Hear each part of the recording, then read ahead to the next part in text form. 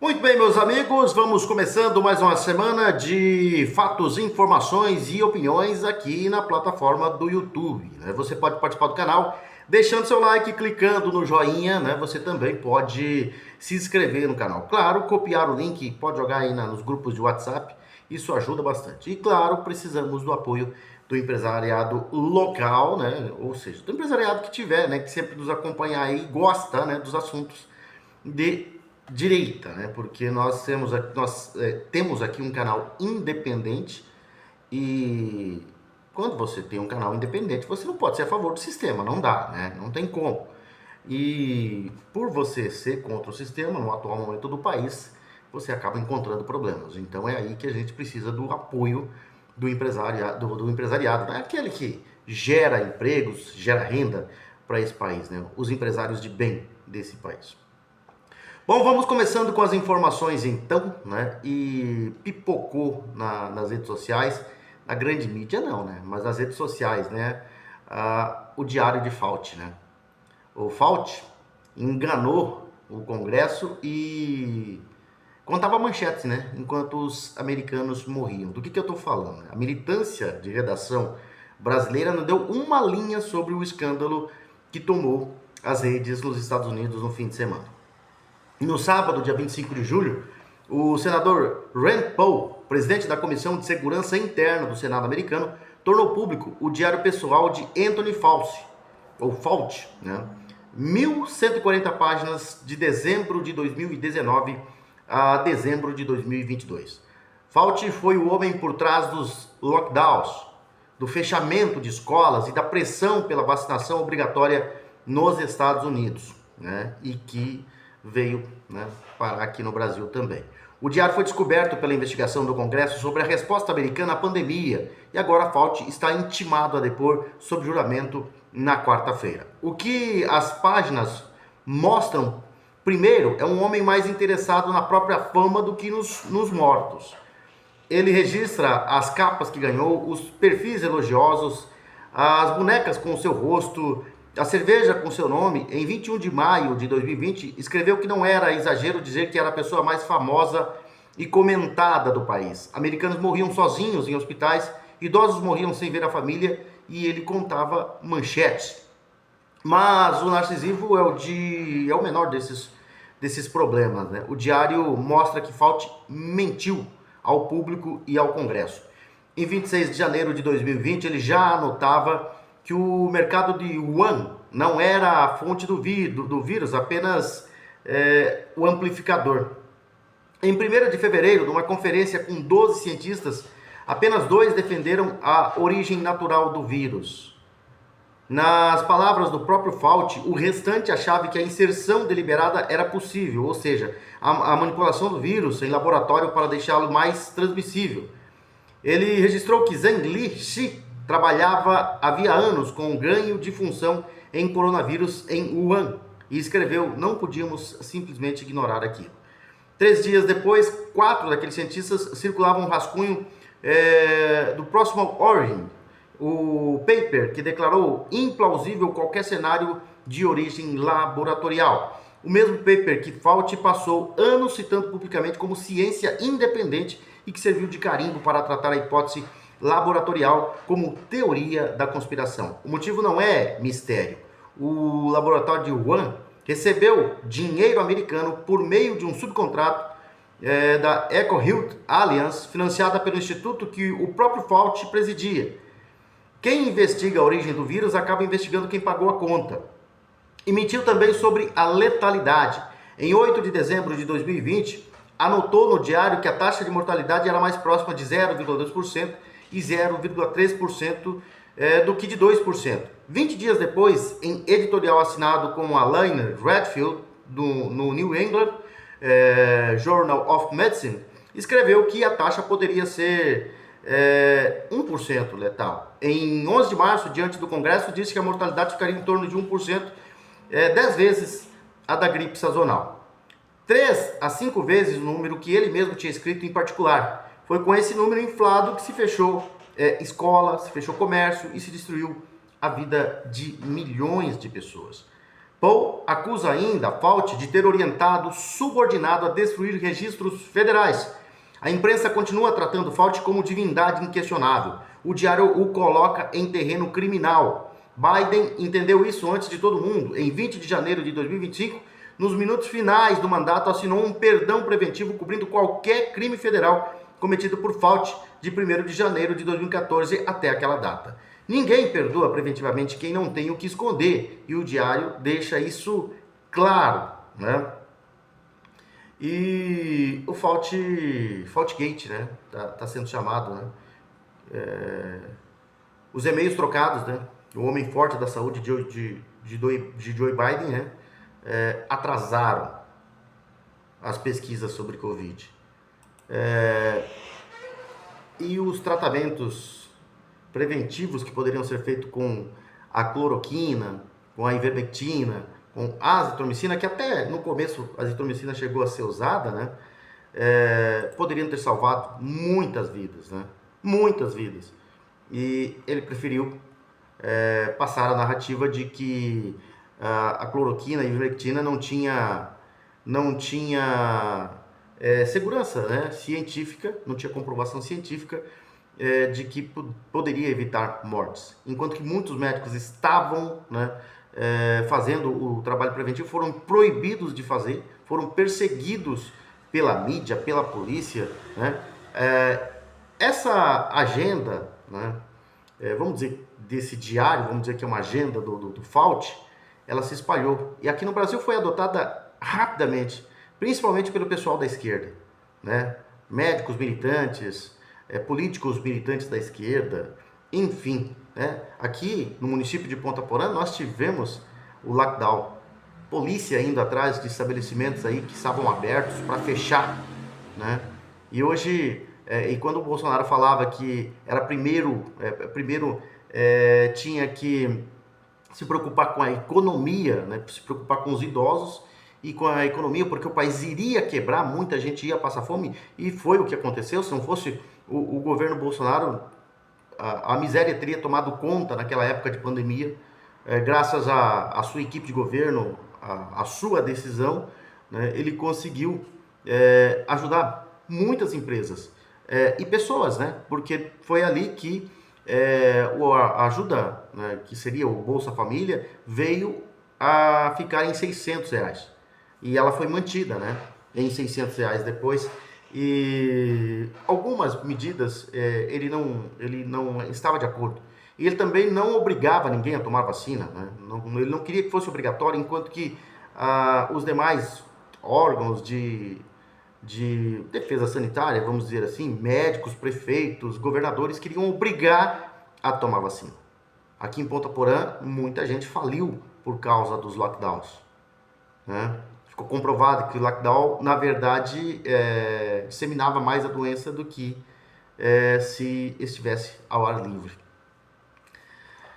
E a imprensa que criminalizou, foi cruel com muitas pessoas, com o presidente Bolsonaro. A Globo chegava a comemorar os números de mortes, né, para detonar o governo de Bolsonaro.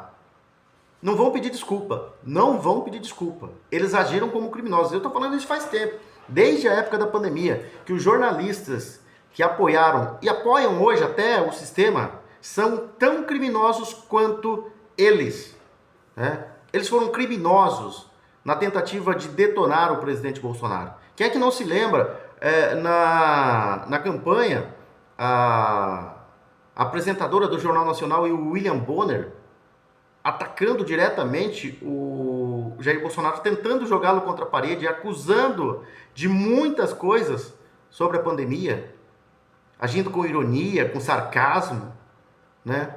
Tentando incriminá-lo. Eles não vão pedir desculpa. Eles não vão pedir desculpa. Mas a verdade sempre vem à tona, né? A verdade sempre vem à tona. E dessa vez não é diferente. Muitas coisas ainda virão aí. Muitas coisas ainda virão. Fauci está calado, né?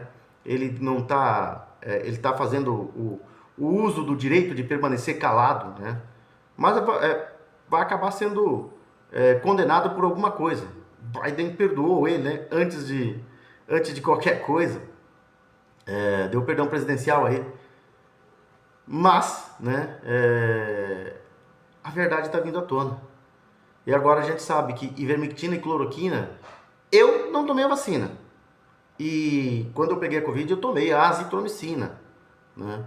E depois passei a consumir de 3 em 3 meses aí a ivermectina, né, naquele período de pandemia. E quem fez o uso da ivermectina, da azitromicina, da cloroquina, não teve problemas com a Covid. E agora, e quem tomou a vacina?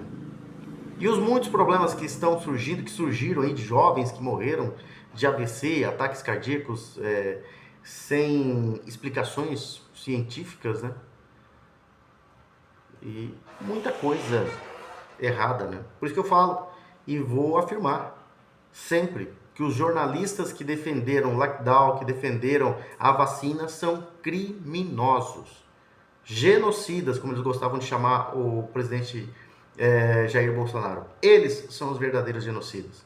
Quem fez essa defesa, quem fez a campanha, quem promoveu a campanha do pânico, do medo. Quem é que não se lembra daquelas imagens de valas e caixões nos cemitérios para causar medo na população? Comemorando mortes em números garrafais no Fantástico. Quem é que não se lembra disso aí? Né? Se você não se lembra, eu estou lembrando você, porque realmente o que fizeram com o Brasil foi um crime. O que fizeram com a população brasileira foi um crime. E um único homem, né, que era o presidente Bolsonaro, falando contra tudo isso aí. E ele estava certo. Sempre esteve certo o presidente Jair Bolsonaro. A grande mídia não vai pedir desculpa. Até porque em outras situações, só para citar, né, ele também já foi atacado. E nunca nada contra ele foi comprovado, né? Eu sempre costumo dizer que tudo de Bolsonaro tem explicação. Acusaram o Bolsonaro, tentaram acusá-lo de ser um dos mandantes, de estar envolvido na morte da vereadora Marielle lá no Rio de Janeiro. E quando se descobriu os autores e os mandantes que eram ligados ao PT, ninguém mais falou nada. E alguém foi lá pedir desculpa, fazer uma retratação, ninguém fez. Ninguém fez. A imprensa é tão criminosa, a grande mídia, essa militante de esquerda comunista, que infelizmente é grande no Brasil, é tão criminosa quanto o PT. Eles são criminosos. O que aconteceu na pandemia foi um crime contra a população. E aqui no Brasil, todo mundo agiu como falte. Todos da imprensa. A Globo, então, era um nojo, né? A gente via aquela situação de perseguição, causando pânico, promovendo pânico. E funcionou porque muita gente entrou em pânico. Muita gente entrou em pânico. Bom, a verdade vai vindo à tona, né? As verdades virão à tona. Agora, você aí, né, que pelo amor de Deus, tá em dúvida em quem votar, não pode ter dúvida. É uma questão de sobrevivência. O PT tem que sair do poder, a esquerda tem que sair do poder imediatamente. Ah, vou votar no Caiado, vou votar no Renan Santos. São todos puxadinhos do PT, Centrão, MBL. Né? O que resta agora, o único que tem condições de derrubar o atual governo é Flávio Bolsonaro. Então, sem essa de ficar em cima do muro, sem essa de ficar votando no fulano lá porque, não gosta do Flávio Bolsonaro. Ou você vota em Flávio Bolsonaro porque é para derrubar o PT, ou você ajuda o PT. Né? E falar em eleições, Flávio Bolsonaro deu uma melhorada aí, né? E boa nas pesquisas. É o que mostra o levantamento divulgado nesta segunda-feira, dia 13 de agosto, pelo Instituto BTG Nexus. O presidente Luiz Inácio Lula da Silva e o senador Flávio Bolsonaro, do PL, aparecem em empate técnico na disputa pela presidência. Lula registra 41% das intenções de voto no primeiro turno, enquanto que Flávio Bolsonaro alcança 37%. Empate técnico no primeiro turno. Como a pesquisa possui margem de erro de 2 pontos percentuais para mais ou para menos, a diferença entre os dois candidatos está dentro desse intervalo. Na comparação com a pesquisa anterior, divulgada em 27 de julho, Flávio Bolsonaro apresentou crescimento de 4 pontos percentuais, passando de 33% para 37%, isso no primeiro turno. E o Lula oscilou um ponto para baixo, saindo de 42% para 41%. Está crescendo o Flávio Bolsonaro, hein? Na verdade, já cresceu bem mais, né? Os institutos de pesquisa estão tentando esconder. O levantamento foi realizado por telefone entre os dias 31 e 2 de agosto, 31 de julho e 2 de agosto, ouvindo 2.002 eleitores com 16 anos ou mais em todo o território nacional. O nível de confiança informada é de 95% e a pesquisa está registrada no TSE. Na simulação de primeiro turno, os resultados apresentados foram os seguintes. Luiz Inácio Lula da Silva do PT, 41%, eram 42 em 27 de julho, né? Flávio Bolsonaro do PL, 37%, eram 33 em 27 de julho. Ronaldo Caiado, 5%, era 6% em 27 de julho. Renan Santos do Missão, 4%, era 5% em 27 de julho. Romeu Zema, do Novo, 3%, era 3 mesmo, ficou nos 3%, né? Nos 3% em 27 de julho. Augusto Cury do Avante, 1%, Cabo Daciolo do Mobiliza, 1%, Samara Martins, 1%, Rui Costa do PCO, 0%, Hertz Dias do PSTU, 0%, Heró Bezerra do PRTB, 0%, Edmilson Costa do PCB, 0%. Nenhum, branco e nulo, 4%. Eram 6% em 27 de julho. Não sabe, não respondeu, 3%, eram 2% em 27 de julho. O Instituto também simulou diferentes cenários de segundo turno na disputa entre Lula e Flávio Bolsonaro. Os dois aparecem tecnicamente empatados, com 46% e 45% das intenções de voto. Flávio tem 46% e Lula tem 45%. O cenário avaliado para o segundo turno foram os seguintes: Lula e Flávio Bolsonaro. O Lula tem 46%, eram 45%, né? O Flávio Bolsonaro tem 46%. Caiu 2 pontos aí nessa pesquisa, então, o Lula, né? Nenhum, branco e nulo, 8%, eram 9% em 27 de julho, não sabe, não respondeu, 2%, era 1% em 27 de julho. Na comparação, no cenário Lula e Ronaldo Caiado, Lula tem 46%, eram 45% em 27 de julho. Ronaldo Caiado tem 42%, eram 43% em 27 de julho. Nenhum, branco e nulo, 10%. Ficou no mesmo número da pesquisa anterior. Não sabe, não respondeu, ficou em 3%, eram 2% em 27 de julho. Com Romeu Zema, Lula tem 46%, Romeu Zema tem 40%. Com Renan Santos, Lula tem 47%, Renan Santos 37%. Aí a gente vê que o único que tem possibilidade de vencer Lula é Flávio Bolsonaro, né? É Flávio Bolsonaro. Então não tem essa de ficar em cima do muro, não. Tem que votar para tirar o PT. Se você quiser sair desse inferno que vive o Brasil aí, é preciso tirar a esquerda, é preciso tirar o PT do comando. Olha só, o candidato do PT a senador pelo Rio Grande do Sul, o Paulo Pimenta, declarou à Justiça Eleitoral neste ano um patrimônio 870,29% maior que o declarado em 2022, quando concorreu a deputado federal. 870%. Né? O total em bens do candidato passou de 192 mil reais para 1.870.000 em 4 anos. São 1.670.000 reais a mais, né? Os dados constam na plataforma de divulgação de candidaturas e contas eleitorais do Tribunal Superior Eleitoral. A declaração de bens é obrigatória para todos os candidatos. Entre os valores declarados por Pimenta neste ano, 815 mil reais estão 815 mil reais como 50% de um imóvel residencial em Brasília. Um veículo Toyota Hilux de 2022, um valor de 292 mil e 178 mil e 75 reais de investimentos de ações. Já em 2022, quando recebeu 3,62% dos votos, ele foi reeleito deputado federal, né? O petista declarou apenas um apartamento de 97 mil, cerca de 97.045 reais, né? Um espaço de estacionamento do valor de 85 mil reais e 10 mil reais numa conta do Banco do Brasil.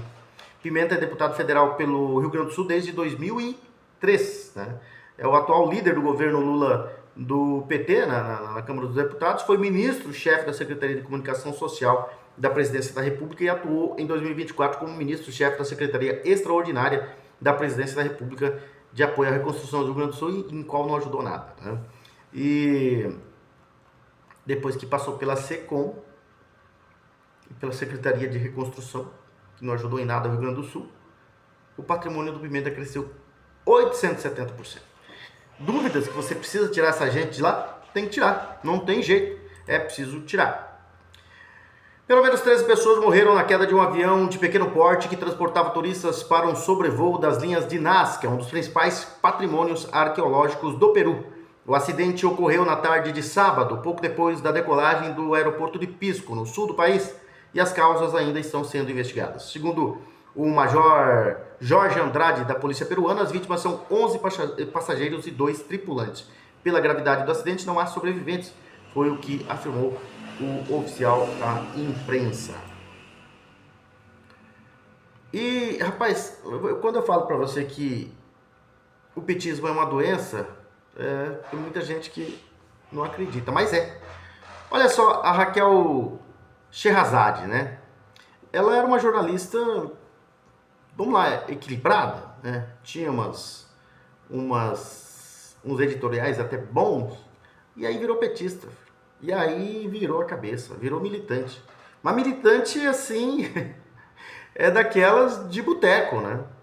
A jornalista Raquel Sherazade protagonizou uma confusão com um motorista de aplicativo e o expôs nas redes sociais acusando-o de tê-la abandonado durante a corrida em local ermo e perigoso. A versão do motorista acaba de ser relatada pelo advogado Manuel Pereira e se contrapõe frontalmente com o relato da jornalista. Segundo ele, Raquel, sem nenhuma fundada razão, tentou humilhar o motorista e prometeu destruir sua vida, alegando que, para tanto, tinha 4 milhões de seguidores. O motorista garante que em nenhum momento distratou a jornalista e que não a deixou em lugar ermo, conforme ela sustenta. Segundo ele, a única coisa que fez, que a contrariou, foi ter se recusado a colocar o rádio na sintonia da Band News, onde ela pretendia ouvir o programa de Reinaldo Azevedo.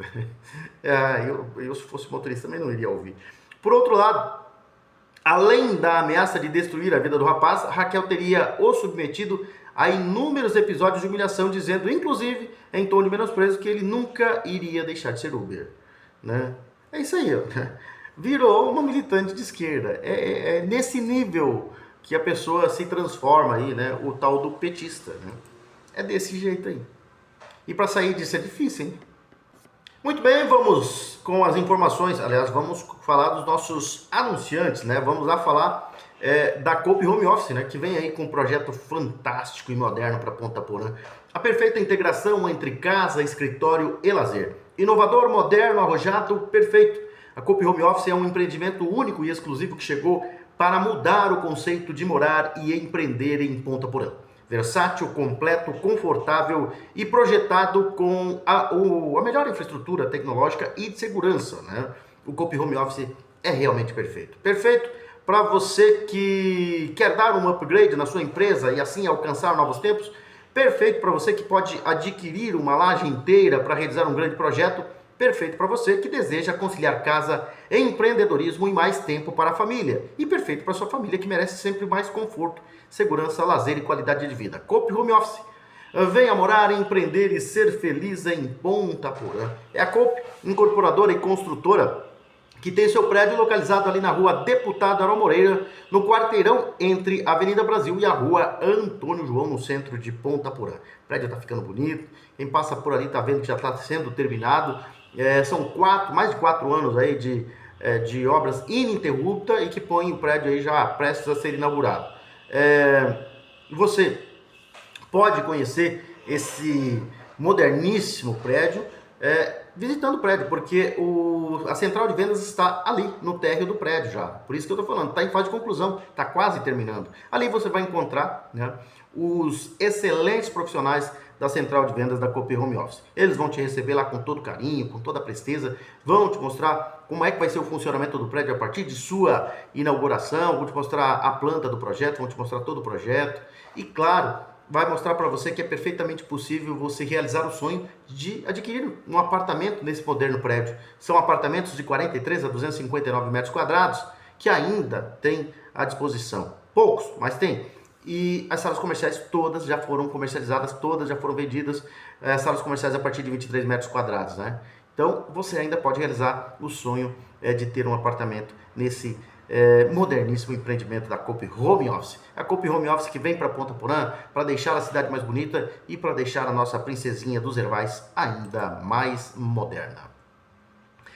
E você sabe onde está localizado o Sabor dos Encontros? Está localizado ali nas esquinas das avenidas Brasil e Presidente Vargas, em frente à Igreja Matriz São José. É o Bob's Ponta Porã, o Bob's que veio para essa fronteira, né, uma marca renovada, jovem, aberta e que entende o contemporâneo. Nessa trajetória de 70 anos do Bob e do caçula Bob's Ponta Porã, dá experiência e solidez para ousar e inovar. E é claro que os moradores dessa fronteira Brasil-Paraguai, Ponta Porã, Pedro Juan Caballero, não vão deixar de aproveitar o melhor do Bob's com descontos e benefícios exclusivos, virando um Bob's Fan. E como é que você vira um Bob's Fan? Você vai acessar a página do Bob's, bobs.com.br, e lá na primeira página, você vai rolar um pouquinho para baixo, vai encontrar o link Faça o seu cadastro.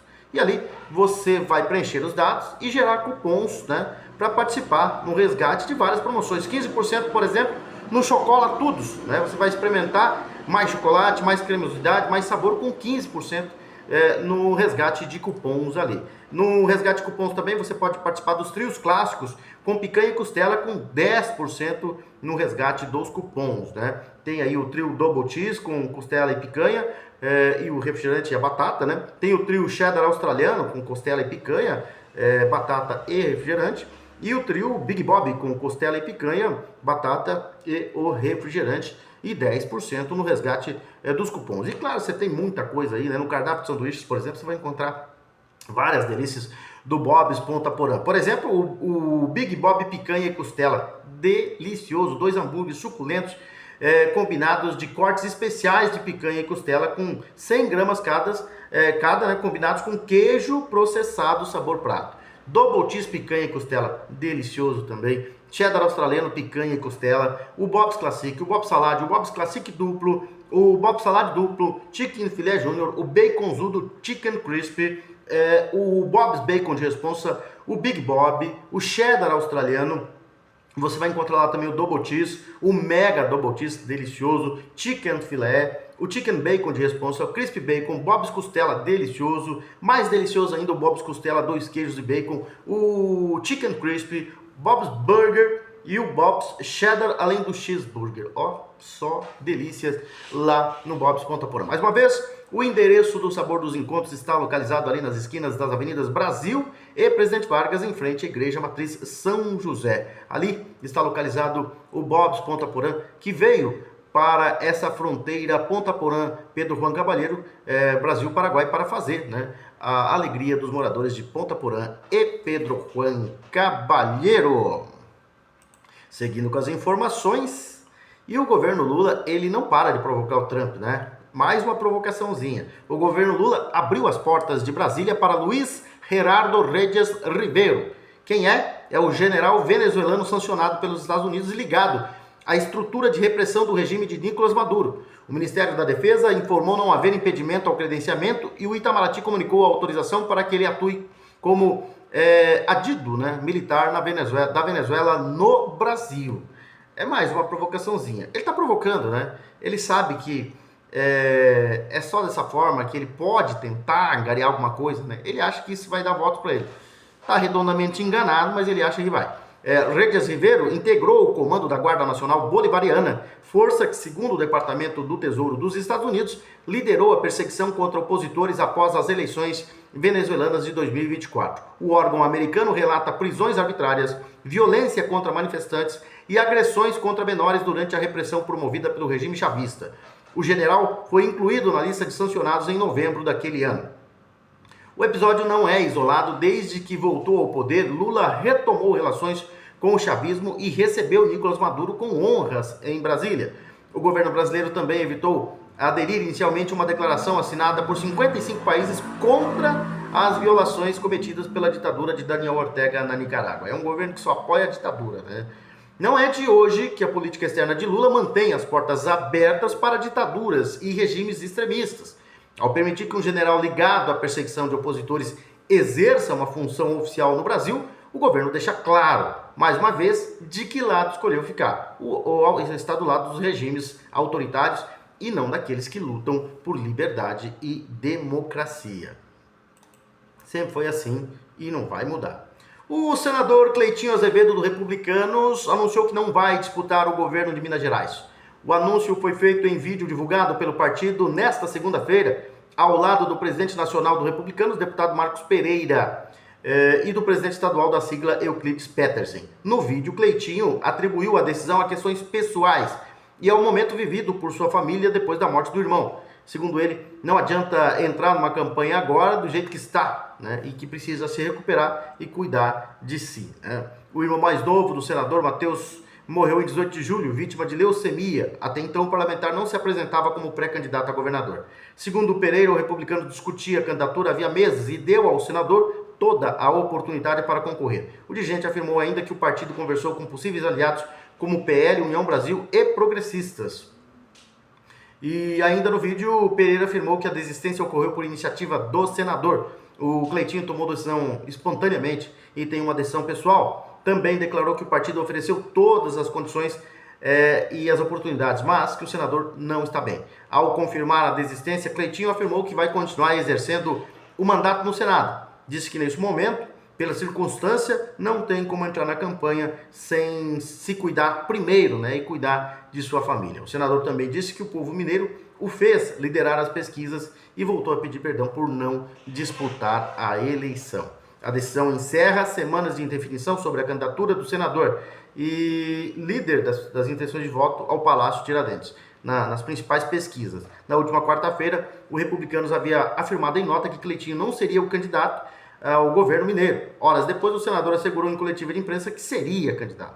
E agora ele diz de novo que não será candidato ao governo do estado de Minas Gerais. Né? E o ministro Edson Fachin deu uma declaração ali que eu tenho certeza que tem gente do STF que não vai gostar. Alguns ministros não irão gostar, né? O que o Fachin disse? Hoje, o presidente do Supremo Tribunal Federal, Edson Fachin, disse que a corte deve aceitar críticas e contestações da opinião pública. A declaração ocorreu durante a sessão de abertura dos trabalhos do segundo semestre, coisa que os iluministros não aceitam, né? É serem criticados. E o Fachin, como presidente hoje do STF, está dizendo que sim, que tem que aceitar as críticas, né? De acordo com ele, é oportuno reafirmar que a força institucional do STF não reside na ausência de crítica, mas na capacidade de conviver com ela sem perder a serenidade necessária ao exercício da função jurisdicional. Conforme o ministro, é natural que as decisões do STF sejam interpeladas, especialmente quando envolvem assuntos de grande repercussão. Um tribunal constitucional, segundo Fachin, que decide sobre temas de grande repercussão social, há de aceitar como natural que suas decisões sejam debatidas, analisadas e, por vezes, contestadas pela opinião pública. Fachin ponderou que essas críticas devem respeitar o que classificou como limites republicanos. Para o presidente do Supremo, a contestação das decisões da Corte, quando feita dentro desses limites, não enfraquece a instituição. Durante o discurso, Fachin também reconheceu problemas enfrentados pelo tribunal. O ministro mencionou a demora na tramitação dos processos, a falta de clareza na comunicação das decisões e as dificuldades no diálogo com a sociedade. Segundo ele, a confiança da população na Corte depende da segurança jurídica, da previsibilidade das decisões e do respeito às regras do processo democrático. Fachin também defendeu a harmonia entre executivo, legislativo e judiciário. Cabe a esta Corte reafirmar sempre que necessário seu compromisso com a harmonia entre os poderes, segundo disse o Edson Fachin, hoje presidente do Supremo Tribunal Federal. Descontentou alguns ministros, tenho certeza. Bora lá falar da Solo Forte. A Solo Forte, que é uma empresa de planejamento, consultoria e agricultura de precisão, que tem profissionais experientes, dedicados, né? Grandes profissionais com uma ampla experiência em pesquisa, extensão rural e desenvolvimento de mercado, né? E claro, né, a Solo Forte tem seus profissionais, seus funcionários, né, sempre trabalhando, colaborando estreitamente com os produtores rurais, né? E para isso se utilizam de decisões fundamentadas em dados para realmente aumentar a produtividade das lavouras e alcançar excelentes resultados juntos, ao lado do produtor. E um grande diferencial da Solo Forte está na presença, né, dos profissionais da Solo Forte no campo. Eles são constantemente presentes ao campo E isso garante ao produtor rural um acompanhamento personalizado, um acompanhamento bem próximo, né, de cada lavoura. E é claro que a Solo Forte sempre se preocupa com a segurança, né, implementando práticas que aumentam a segurança das operações agrícolas. E isso diminui os riscos, né, e protege os investimentos dos clientes Solo Forte. E é claro que a Solo Forte também sempre trabalha com o que há de melhor e mais moderno. E por isso está sempre se utilizando de tecnologias avançadas e práticas inovadoras, né, para que realmente haja o aumento, né, máximo da produtividade das lavouras. E assim garantir colheitas fartas, abundantes e de altíssima qualidade, né? É a Solo Forte trabalhando lado a lado com o produtor rural em Ponta Porã, Pedro Juan Cavalheiro e toda a região de fronteira. Seguindo com as informações aqui, então, e a amiga do Lulinha, né? A Roberta Luxinger, amiga de Lulinha, entrou mais de 40 vezes em órgãos do governo federal entre janeiro de 2023 e abril de 2024. Não houve registros oficiais dessas visitas. Por lei, reuniões com autoridades precisam ser informadas nas agendas dos agentes públicos que participam dos encontros. Foram passagens pelo Palácio do Planalto, BNDES, Ministério da Saúde e Ministério do Desenvolvimento Social. Ela levou empresários, clientes e Fernando Bittar, então sócio de Lulinha, a gabinetes de autoridades. Em uma dessas frentes, 5 dias depois de uma visita ao Ministério do Desenvolvimento Social, um cliente ligado à lobista assinou o contrato de aproximadamente 31 milhões de reais com a pasta. Isso revela algo gravíssimo, um sistema de acesso privilegiado funcionando longe da transparência exigida dos agentes públicos. Roberta Luxinger é amiga de Fábio Luiz Lula da Silva, o Lulinha. A Polícia Federal abriu 2 inquéritos para investigá-los por suspeita de praticar tráfico de influência em órgãos do governo federal. É a repetição de um método, eles voltaram à cena do crime, né? E quando surgem perguntas, o cidadão recebe sigilo, silêncio e a resposta de que tudo não passa de coincidência. É sempre a mesma coisa. Esse é o modus operandi do PT, né? E a Justiça de São Paulo julgou improcedente a ação por danos morais movida por familiares do ministro Alexandre de Moraes do Supremo Tribunal Federal contra o senador Alessandro Vieira do MDB do Sergipe. O processo foi movido pela mulher do ministro, né, contra o senador Viviane Barsi de Moraes e pelos irmãos dela, Juliana Barsi de Moraes e Alexandre Barsi de Moraes. Em sentença, o juiz Fábio de Souza Pimenta, da 32ª Vara Civil do Foro Central, concluiu que o parlamentar não afirmou que os autores receberam recursos diretamente do primeiro comando da capital e que suas declarações prestadas durante entrevistas na condição de relator da CPI do crime organizado estão protegidas pela imunidade parlamentar prevista na Constituição. Ao analisar a entrevista concedida por Vieira ao SBT News, o juiz reconheceu que os familiares de Moraes foram suficientemente individualizados nas declarações do senador, mas concluiu que a interpretação apresentada pelos autores não corresponde ao conteúdo efetivo da entrevista. Segundo a decisão, Alessandro Vieira descreveu movimentações financeiras que estavam sob investigação que envolvem o Banco Master e fez reiteradas ressalvas de que as informações ainda dependiam de confirmação e deveriam ser tratadas com cautela. Nas redes sociais, o senador comemorou a decisão proferida pela Justiça de São Paulo a seu favor. A decisão da Justiça é uma vitória da verdade e da liberdade de expressão. Ela confirma que estamos no caminho certo nessa luta para transformar o Brasil num país onde a lei vale para todos. Vamos seguir com coragem, qualidade técnica e respeito. É disso que o sistema tem medo.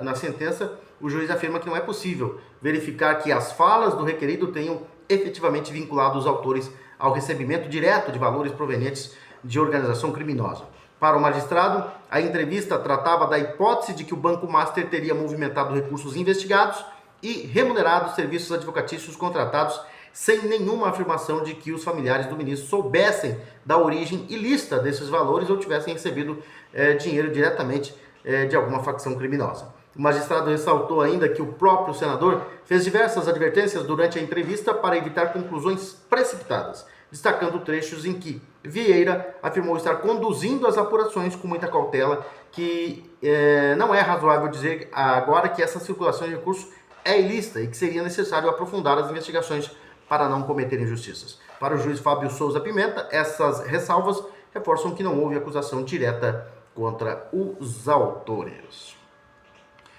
Bom, vamos lá então falar da Futura Soluções Agrícola. A Futura Soluções Agrícola que está, né, em Ponta Porã desde 2014. Começou aqui em Ponta Porã, depois ultrapassou os limites do município, se instalou primeiro nos municípios de fronteira, hoje está em todo o estado de Mato Grosso do Sul e até algumas cidades da região do centro-oeste brasileiro. Fez o mesmo processo no Paraguai, primeiro montou a loja em Pedro Juan Caballero, expandiu para os demais municípios do departamento de Lamambai e hoje já está em outros departamentos. Está no departamento de Concepción, no Chaco Paraguaio, já é uma das empresas essenciais para o agronegócio da República do Paraguai, como era a visão, né, da empresa quando começou, que era crescer, expandir e se tornar essencial para o agronegócio de Brasil e do Paraguai.